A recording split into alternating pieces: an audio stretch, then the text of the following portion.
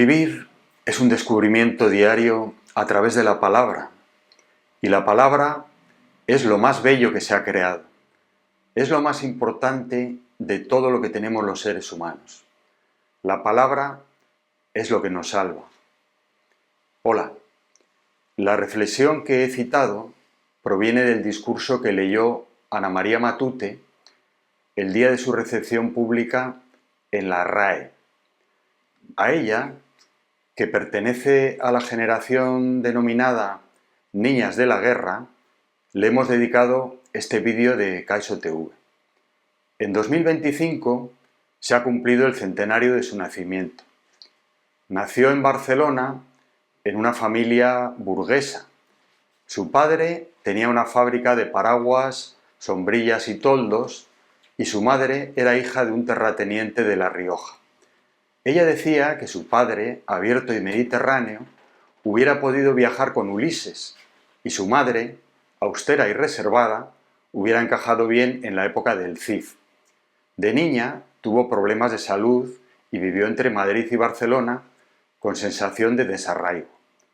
También pasó temporadas en el pueblo riojano de Mansilla de la Sierra, y eso le permitió conocer un entorno rural y el contacto con la naturaleza. Le atraían los bosques. Ahí sentía que la magia era posible. Aunque no había sido del todo feliz en sus primeros años de vida por verse tartamuda y rara, nunca quiso despedirse del todo de la niña que fue. Solía decir que la infancia jamás acaba y lamentó mucho que el pueblo donde vivió en su niñez fuera inundado por un pantano. Desde siempre le fascinaron los cuentos y las ilustraciones de artistas como Arthur Rackham. De vocación literaria muy precoz, pronto pasó de escuchar a leer y de leer a escribir. A los 5 años creó su primer relato y lo ilustró aprovechando que se le daba bien dibujar. Le gustaba representar historias en un guiñol y hacer una revista infantil para sus allegados. La guerra civil le mostró un mundo hostil. Fue testigo de asesinatos y bombardeos, incapaz de comprender la maldad. La literatura le ayudó a sobrevivir. A los 17 años completó su primera novela, Pequeño Teatro, con la que obtuvo el Premio Planeta 11 años después. Durante un tiempo se relacionó con los hermanos Goytisolo y gente del teatro, participando en tertulias y fiestas en las que, según sus propias palabras, bebía como un cosaco. Esta etapa bohemia finalizó cuando se casó en 1952 con Ramón Eugenio de Goicoechea, que la hizo infeliz y la apartó de su familia y sus amistades.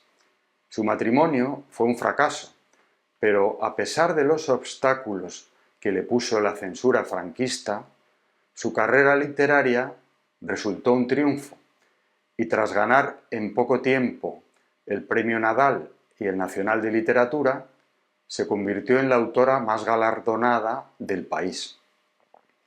Tras separarse de su esposo en 1963, de acuerdo con la legislación vigente, asignaron la custodia de su hijo a su padre.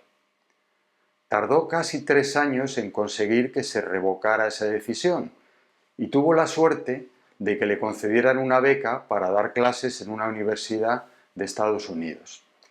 Eso le permitió cambiar de aires, llevándose a su hijo y ganar un dinero del que estaba necesitada. Comenzó una relación con Julio Brocart, su segundo esposo, de quien se enamoró y con quien se fue a vivir a Sitges. Desde que llegó a esa localidad, en su casa se reunían intelectuales y escritores como Gil de Viedma, Juan Marsé, Rosa Chacel, Carlos Barral o Julio Cortázar.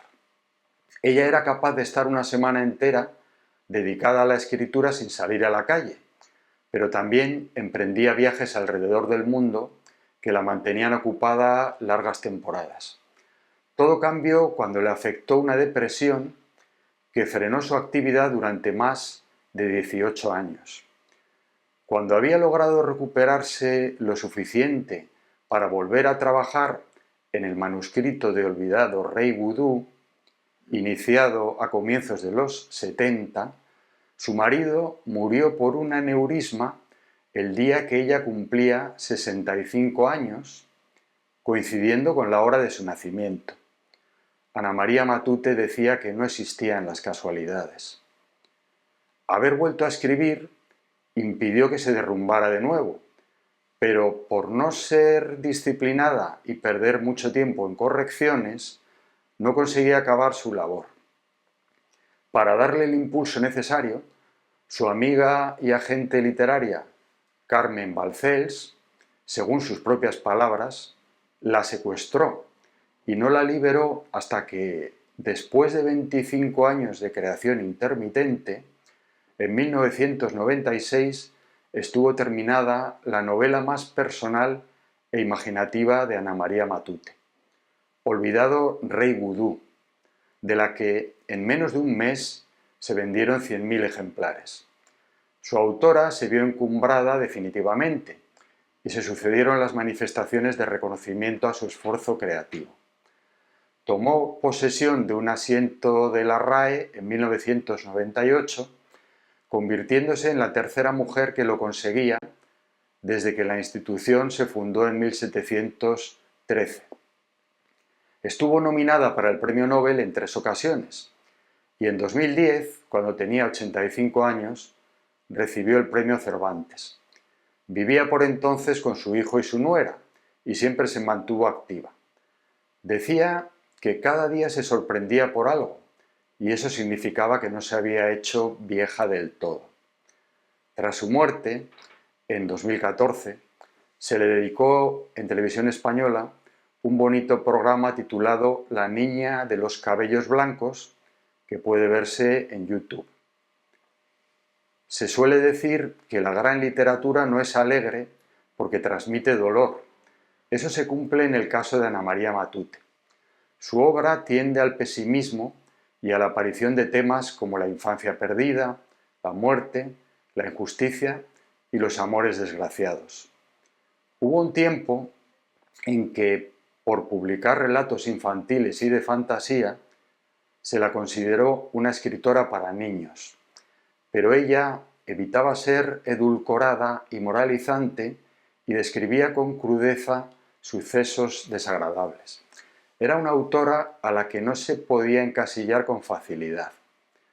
Al elegir un libro suyo para releer, dudé entre 3: Primera Memoria, Los hijos muertos y Olvidado Rey Vudú. Me decanté por Los hijos muertos porque quizá es el menos conocido y merece que se le preste atención. Lo leí hace unos 8 o 9 años y lo recordaba bastante bien, pero releerlo me ha permitido conocerlo mejor. Es de 1958 y ganó el Premio de la Crítica y el Nacional de Literatura. Es una novela compleja y extensa que incluye fragmentos en letra cursiva para recalcar saltos temporales en los que se alternan con dramatismo el pasado y el presente. La acción transcurre sobre todo en Egroz, un pueblo ficticio inspirado en Mansilla de la Sierra, donde existen plantas irreales como el arzadú. Por su manera de tratar aspectos relacionados con la guerra civil, me hace pensar en libros que son posteriores, pero leí con anterioridad, como Luna de Lobos de Julio Llamazares o algunos episodios de una guerra interminable de Almudena Grandes.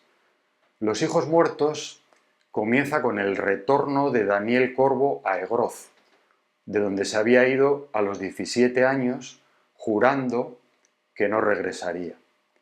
Vuelve derrotado, indolente y enfermo de silicosis para trabajar por un salario muy escaso como guardabosques al servicio de su tío Gerardo, que estuvo en el bando de los vencedores de la guerra civil. Daniel siente un vacío que anula su hostilidad y su orgullo.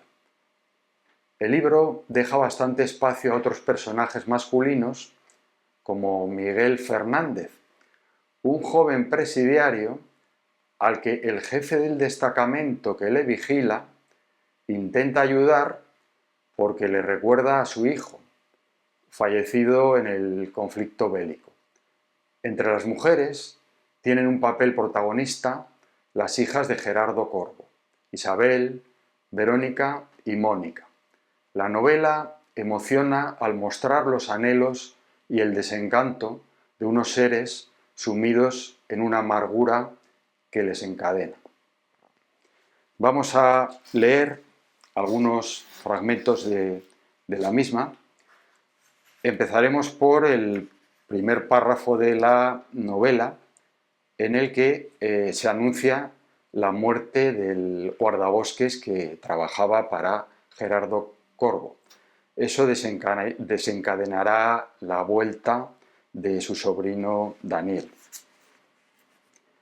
En Egroz, a últimos de enero de 1948, el guardabosque de los Corbo se mató sin querer cuando la batida contra los lobos. Decían que el arma que usó era vieja y mala y le estalló en la cara, dejándosela como una esponja. Como era hombre sin parientes ni amigos, únicamente fueron a enterrarle el viejo Gerardo Corbo y los chavales de la escuela, porque les obligó el cura. Los chicos se hartaron de tirar piedras a la caja, mezcladas en los puñados de tierra de rigor, porque les encantaba el ruido al chocar contra la madera de la tapa. Claro que a él, el guardabosque, le daba ya igual cualquier cosa, buena o mala que fuese. Solo Gerardo, la mirada opaca, el cuello torcido en sus raídas galas de los días solemnes, le envidiaba su suerte entre las cruces mohosas y la tierra grasa aglutinada del cementerio. En el segundo fragmento nos vamos a ir a una escena de 1939 en la que se describe la huida de personas que van hacia Francia a consecuencia de la guerra civil. Entre ellas se encuentra Daniel Corbo. Amanecía en la carretera de la Junquera. El amanecer entraba despacio, extrañamente inmóvil dentro de su desorbitada carrera. La luz comenzaba y nadie lo sabía. La luz que luego se encendía aún era blanca, quizás en el puente de la vida y la muerte. En la tierra y en el cielo había un resplandor blanco especial, el blanco siniestro y lúcido de las paredes de los muertos, de los ojos abiertos y ciegos, de las entrañas de los árboles. Un instante apenas, tal vez ni un instante siquiera, un blanco total, absoluto, lo invadía todo, como si se desmoronase en una ingente llanura de ceniza, de polvo, de nada, como si todo regresara de nuevo a su origen, como si la tierra, el viento, el fuego, el polvo, la carne, recobrasen su esencia y el sueño de la vida despertara a su verdad. Nada. En el amanecer de uno de los primeros días de febrero de 1939, por la carretera de la Junquera avanzaba una riada humana, oscura y dolorida, en ese avance que solo tienen las mareas o los hombres. Avanzaban así todos, sin saberlo y con conciencia de ello, sabiendo que huían de la tierra y que la volverían a encontrar otra vez, inexorable, indiferente. Avanzaban deprisa, en grupos de todas clases, y avanzando de todas formas, andando en carros, en coches, en camiones, como fuera, pero avanzando. No había otro remedio ni otra solución. Las carreteras del mundo son cauce de huidas. Los hombres huyen por las carreteras como el viento por los agujeros, como el agua soterrada por los túneles ocultos. Los hombres, tal vez, solo sirven para huir. Hombres, mujeres, niños, abrigos arrugados, ojos de sueño desvelados, niños en brazos o asomados como animalillos a las ventanillas y a los carros, niños ignorantes y sabios. De cuando en cuando se sentaba en la cuneta. Llevaba la chaqueta de cuero por todo abrigo, pero el frío estaba allí, dentro de él, y con nada se hubiera podido salvar de aquel otro frío. A los lados de la carretera Los árboles les miraban pasar con brazos humanos, levantados como un grito. Por la carretera avanzaban los hombres, las mujeres y los niños, una masa gris y apresurada, triste e impaciente. La carretera estaba invadida de hombres, de mujeres y de niños, y sin embargo no hubo nunca para él imagen mayor de soledad humana.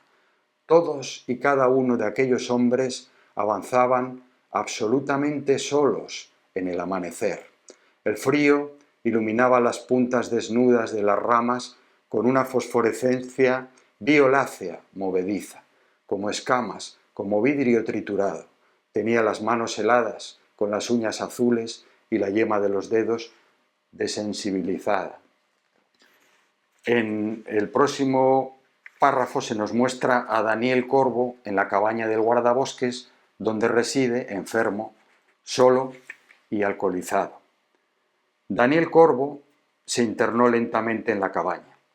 Encima de la mesa estaban el vaso y la taza, aún con un resto de orujo. El tono anaranjado de la luz se había hecho más pálido, más frío. Daniel Corvo llenó de nuevo su taza. El orujo es infecto, raspa como un cuchillo en la espina dorsal, pero volvió a beber. Mediado, lo dejó sobre la mesa. Un viento suave movía las hojas junto a la ventana abierta. Fuera se oían débiles chasquidos. Siempre parecía que caminaran por el bosque seres diminutos, sigilosos. Dentro de un tiempo. Daniel Corvo sonrió al vacío. Dentro de un mes, dentro de 2 meses, dentro de 4, 5, 6 meses. Daniel Corvo se miró las manos. Dentro de 1 año, de 10 años, de 20 años. Daniel Corvo juntó las palmas de las manos suavemente. Hace años, hace 15, 20, 100 años. Daniel Corvo escuchó con atención minuciosa el roce de las ramas, las estrías del viento en la hierba. Fuera, en el suelo, se amontonaban las hojas caídas, unas maravillosas hojas de oro, o rojas, castañas, cobrizas, anaranjadas, con la superficie bruñida y el embés mate, aterciopelado, transparentes como pupilas de niño o resecas, deshaciéndose como ceniza encarnada entre las yemas de los dedos. Quizás es verdad que soy un cobarde. Solo los cobardes huyen y aún peor, solo los cobardes regresan. Y para terminar, pues un fragmento muy cortito ya de la parte final de la novela, en la que se vuelve a incidir pues en el pesimismo irremediable que afecta ya a Daniel Corvo. Cosa rara y lejana la juventud. Está lejos, sí, desproporcionalmente lejos. El tiempo es algo que no podemos comprender. Le dolía el pecho. El aire libre, dijo el médico allá. Sentía su pulmón seco, mineral como un peso. Sofocó un golpe de tos. Sería bueno convertirse en un trozo de mineral. Sería bueno amanecer como un bloque de duro y hermoso mineral reluciendo al sol. Nada queda por hacer, nada. Es inútil, nada se puede salvar. Nada puedes salvar tú. Daniel Corvo.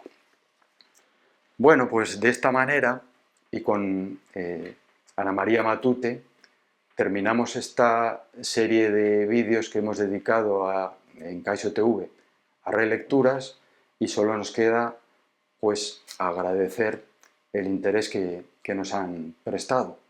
Hasta otra próxima ocasión.